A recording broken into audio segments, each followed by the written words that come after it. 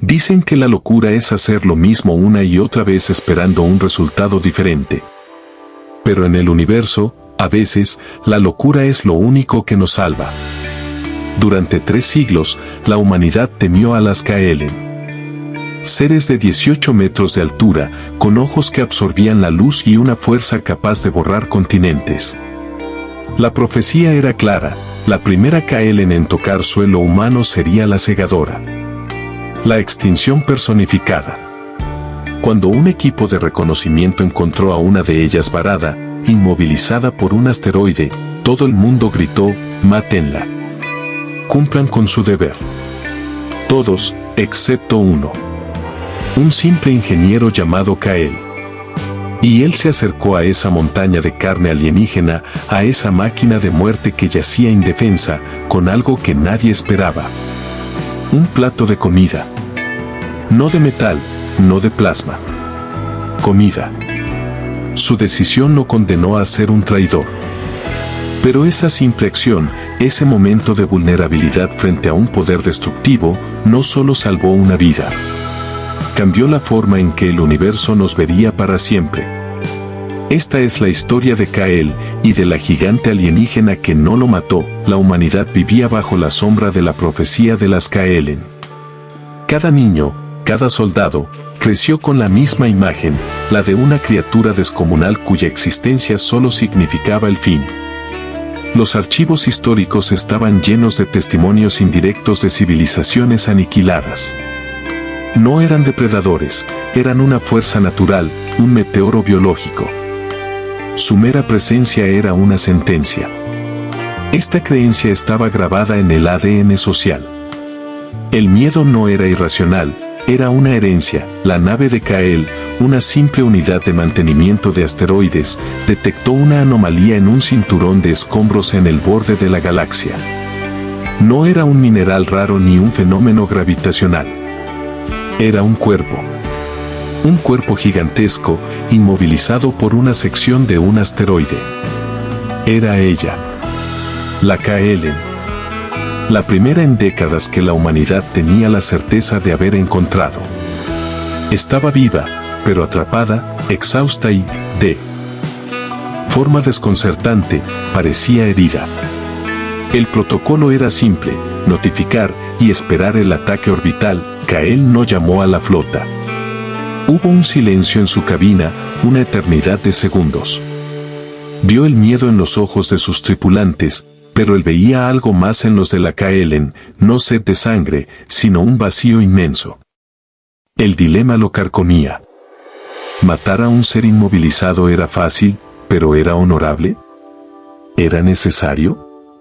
Contra toda lógica militar, religiosa y social, Kael tomó una ración de su comida personal, una pasta nutritiva de alta densidad, y se dirigió a la esclusa. Susurró a su equipo, si ella nos mata, al menos la habremos matado de una forma que nos honre. La esclusa se abrió y la atmósfera artificial de la nave golpeó el vacío. Kael se acercó a la cara de la gigante. Era tan grande que su ojo era casi del tamaño de Kael completo. El ingeniero colocó la ración de comida en una grieta del asteroide, lo más cerca posible de la criatura. Kael retrocedió. La Kaelen tardó. Su ojo se movió lentamente, enfocándose, no en Kael, sino en el plato.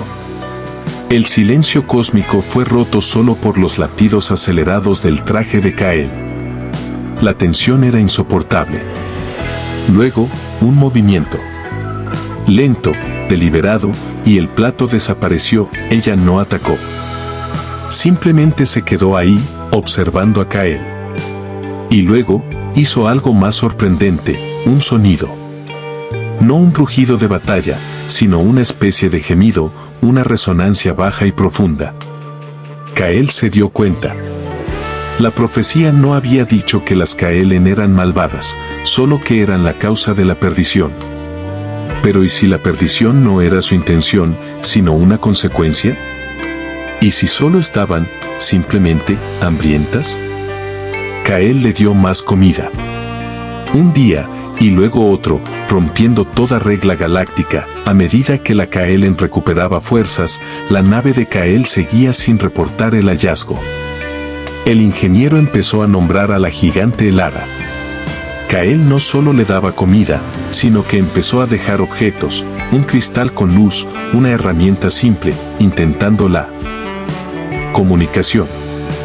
Elara respondía. Movía un dedo gigantesco en el polvo de asteroides, dibujando patrones que Kael no entendía, pero que claramente eran un intento de diálogo. El universo se hizo pequeño para dos seres que no deberían entenderse. En la Tierra, la flota se dio cuenta de la falta de contacto. Despacharon una nave de reconocimiento. El miedo de Kael no era hacia Elara, sino hacia la humanidad. Si descubrían a Elara viva y a él alimentándola, Kael sería ejecutado por traición y, lo que era peor, Elara sería destruida. Kael tuvo que tomar la decisión más difícil, abandonar a Elara o enfrentarse a su propia especie. Eligió lo segundo, pero antes le dejó un mensaje en el idioma alienígena: vuelve al vacío. Estás a salvo. Yo no lo estoy. Cuando la nave de reconocimiento llegó, encontraron la nave de Kael, pero Kael ya no estaba. Había usado un transbordador de escape hacia una luna desierta. Sin embargo, antes de ser capturado, envió un solo mensaje codificado a la flota: un video. Un video de Elara. No de ella atacando, sino de ella, comiendo la ración de Kael, con un gesto que solo podía interpretarse como gratitud. La flota no supo qué hacer. La imagen de la profecía se había agrietado. Kael fue juzgado. El veredicto de traidor era inminente, pero justo antes de que se leyera la sentencia, una alarma cósmica heló la sangre de todos. Había una nueva lectura de energía, una anomalía de tamaño planetario, acercándose a velocidad increíble. No era la flota enemiga. Era Elara. Ella había regresado. Pero no venía a atacar. Ella se posicionó entre la Tierra y una lluvia de asteroides que el sistema de defensa planetario nunca habría podido detener. Elara había regresado para proteger a Kael, o quizás para proteger a la civilización que había osado mostrarle bondad. La profecía no era sobre la destrucción, sino sobre el cambio.